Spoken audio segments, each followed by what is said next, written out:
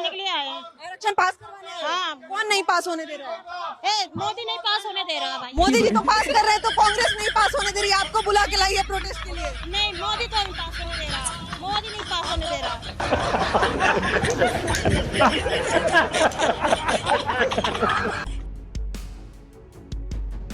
जनता party के मुखिया जो अपने घर में अपनी महिलाओं को सम्मान नहीं दे पाए, अपनी वाइफ को सम्मान नहीं दे पाए, वो हमारे सम्मान की बात बिल्कुल नहीं सोच रहे। ये बता दूं, क्योंकि आप तू तड़क कर रही हो तो आपको आप ही की भाषा में जवाब दिया जाएगा। एक महिला है मधु ईश्वर, एक व्यक्ति है कपिल मिश्रा, जिन्होंने दिल्ली विधानसभा में बताया कि सीडी है मोदी जी की। स्वाति मालीवाल आम आदमी पार्टी की राज्यसभा की सांसद है। स्वाति मालीवाल की पिटाई की किसने? विभव कुमार ने। केजरीवाल की पत्नी सुनीता केजरीवाल भी उस वक्त अरविंद केजरीवाल के घर में मौजूद थी। ऑब्जेक्शन तो ये है कि देश की महिलाओं को मूर्ख समझना बंद कर दे भारतीय जनता पार्टी और नरेंद्र मोदी जी।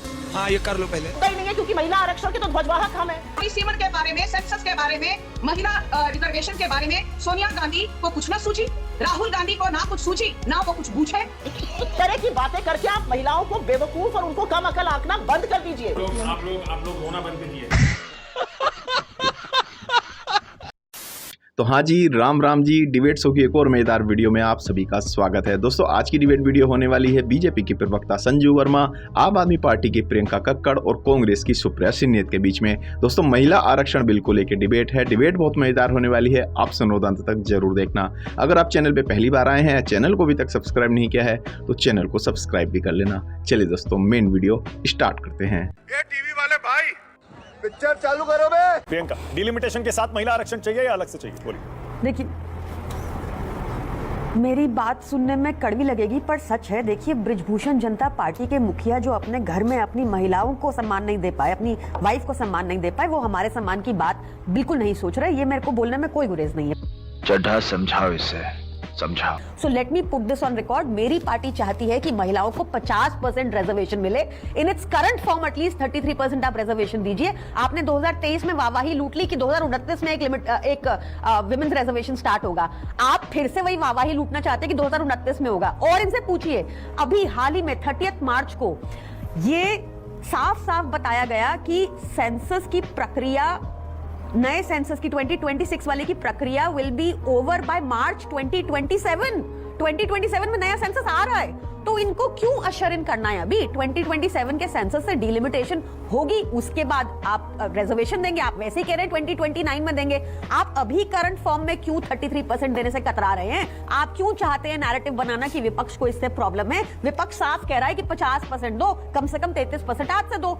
अब प्रॉब्लम यह है कि ये डिलिमिटेशन एक्ट में ये कॉन्स्टिट्यूशन को अमेंड कर ये पूरी रिक्वायरमेंट ही खत्म कर रहे हैं कि सेंसस होगा पहले और उसके बाद डिलिमिटेशन होगी। क्योंकि इनका जब मन चाहेगा ये कोई भी बाउंड्री रिवाइज करेंगे। इनका जब मन चाहेगा, चुनाव से पहले मानव गुप्ता 10 साल से जमीन पे काम कर रहा है कॉन्स्टिट्यूएंसी में। मानव गुप्ता उस कॉन्स्टिट्यूएंसी में बड़ा स्ट्रांग है। मानव गुप्ता कहीं उसमें जीत जाएगा। क्या करें? मानव गुप्ता को हटाकर वो रिजर्व कर देते हैं सीट। इस सीट को SC ST कर देते हैं, सीट को विमेन सीट कर देते हैं ताकि एक कॉम्पिटिशन खत्म हो। कोई सेंस है इस बात की? इनकी ये जो बैकडोर वाली मंशा है ना, ये आप सब समझते हैं मानव जी। तो बेसिकली एक बहुत ही सिंपल सा, इसमें इनको इतनी आपत्ति क्यों है कि अगर ये अभी ही हमें ठीक है, ओके, बहुत बढ़िया, बहुत बढ़िया। संजू, देखिए घूम फिर के बात वहीं आ रही है। अभी लागू क्यों नहीं कर सकते? बढ़ा के क्यों देना चाहते हैं भाई? 543 में पहले बढ़ाएंगे फिर देंगे, 543 में से दे दीजिए।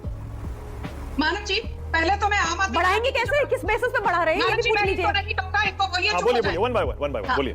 इन्होंने स्टार्ट की डिबेट ये कहकर संजू वर्मा को कानून की कम जानकारी है। संजू वर्मा को कानून की भी जानकारी है, अर्थशास्त्र की भी जानकारी है, राजनीति की भी जानकारी है। पर प्रियंका कक्कड़, तुमको ये बता दूं, क्योंकि आप तू तड़क कर रही हो तो आपको आप ही की भाषा में जवाब दिया जाएगा। शाबाश बेटा। एक व्यक्ति है। नहीं, मैंने तू तड़क नहीं किया, झूठ बोल रहे हैं भाजपा से इसलिए। मैंने एक बार भी तू तड़क नहीं किया। That's not my language. इनको बोलिए थोड़ा चुप। आप बीजेपी के परिचित अंदाज में बात कीजिए। संजू प्लीज, आप पर रहे हैं, उन्होंने तू तड़क नहीं किया। मैंने भी सबने सुना है। नहीं, आप बदतमीजी करने दीजिए। ये बदतमीजी लोग हैं बीजेपी में। आप you can expect anything from them. इनको आता जाना कुछ है नहीं। Let's move on. संजू, बात पूरी करिए। मानव जी देखिए, बदतमीजी और तमीज पर आम आदमी बदतमीजी पूरी कीजिए संजू जी, बदतमीजी पूरी कीजिए। मानव जी, मैं नहीं बोलूंगी। Priyanka please, Priyanka let's move on. बहुत इंपॉर्टेंट इशू। संजू, अपनी बात पूरी करिए। संजू, मुद्दे पर आइए, बात पूरी। Why is she lying? No, you should have objected, मानव जी। झूठ बोल रही हैं आपके सामने और आप कुछ कह नहीं रहे उनको कि मैंने क्लैरिफाई, डोंट वरी। मानव जी, चलिए आगे। एक व्यक्ति है विभव कुमार, अरविंद केजरीवाल के प्रेजेंस में। अरविंद केजरीवाल एक महिला है मधु ईश्वर, महाराज जी, एक व्यक्ति है कपिल मिश्रा, जब ये जिन्होंने दिल्ली विधानसभा में प्रियंका, बताया please, one by क्योंकि one. सीडी है मोदी जी प्रियंका की। Please one by one. Priyanka आपने अपनी बात कह ली, अब आप सुनिए। बात कीजिए, अभी क्यों नहीं रिजर्वेशन दे रहे? क्या है तू? क्या औकात क्या तेरा? One by one. आपने अपनी बात कही, प्लीज उनको अपनी बात कहने दीजिए। संजू अपनी बात पूरी करिए।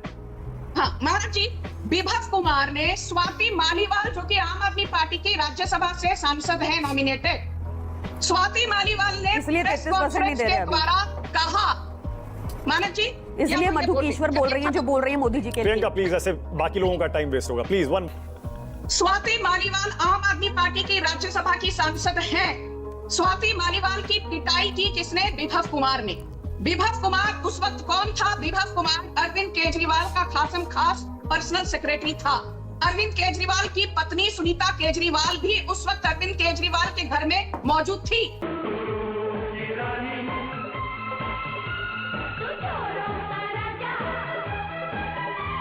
ये बातें बताई नहीं जाती, नजर लग जाती है।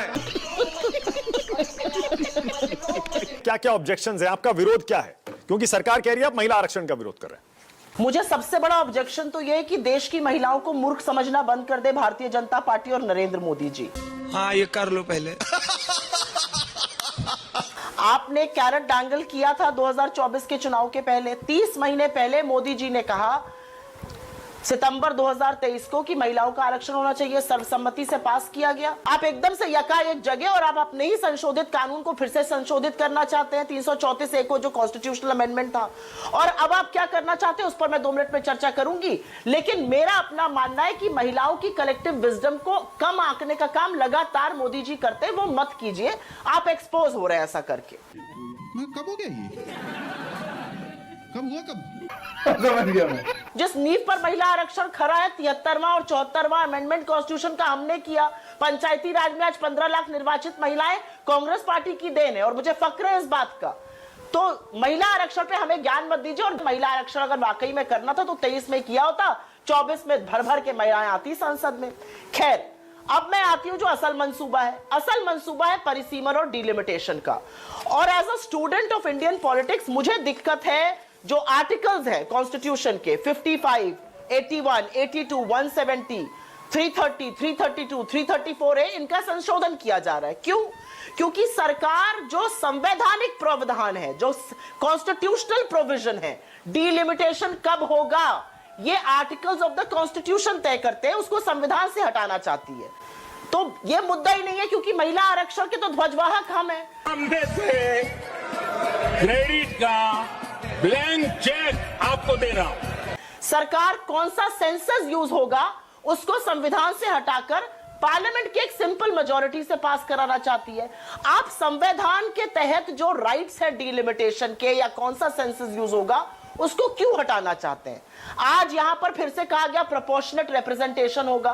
बिल में यह बात क्यों नहीं है? और एक असली बात यह है, अगर बिल में यह नहीं है तो कहीं ना कहीं नियत में खोट नजर आएगी और उस पर सवाल पूछा जाएगा। असलियत यह है कि जो 50% की भी बात है जो रैली में हो रही है, जो बिल में नहीं है कि 50% सीट बढ़ जाएगी, उसका मैं छोटा सा एग्जाम्पल दे देती हूं। केरलम में 20 सीटें हैं, वो बढ़कर 30 हो जाएंगी। यूपी में 80 सीटें हैं, वो बढ़कर 120 हो जाएंगी। अभी केरलम और यूपी में अंतर है करीब करीब 60 सीटों का, 80 और 20, और फिर अंतर हो जाएगा 120 और 30 में 90 सीटों का। तो जो प्रोपोर्शनेट रिप्रेजेंटेशन दक्षिण भारत राज्यों का है वो 24% के ऊपर से घटकर 20% तक पर पहुंच जाएगा। कुछ भी उनके मुद्दों की अनदेखी करना तो छोड़िए, इस पर मेरा अपना मानना है कि एक सर्वसम्मति बनानी चाहिए थी, एक आम राय देश में बनानी चाहिए थी। सरकार ने तो सर्वदलीय बैठक तक नहीं बुलाई। क्या चोरी है इस बात की? सवाल इस बात पर पूछा जाएगा। 543 पर आप आज बोलिए महिला आरक्षण करना है, हम आपके साथ खड़े, आपके साथ हमने 2023 में भी दिया। 543 में आरक्षण नहीं करना है जी, 850 पे करेंगे।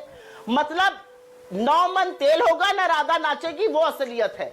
इस तरह की बातें करके आप महिलाओं को बेवकूफ और उनको कम अकल आंकना बंद कर दीजिए। आप लोग रोना बंद कीजिए, मेरे तक आवाज आ रही है।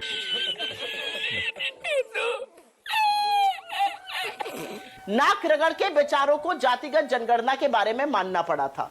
जनगणना शुरू हो गई है, डिजिटल जनगणना की जा रही है, कहा जा रहा है 2027 में आंकड़े आ जाएंगे, तो 2027 तक का वेट क्यों नहीं करे ले रहे?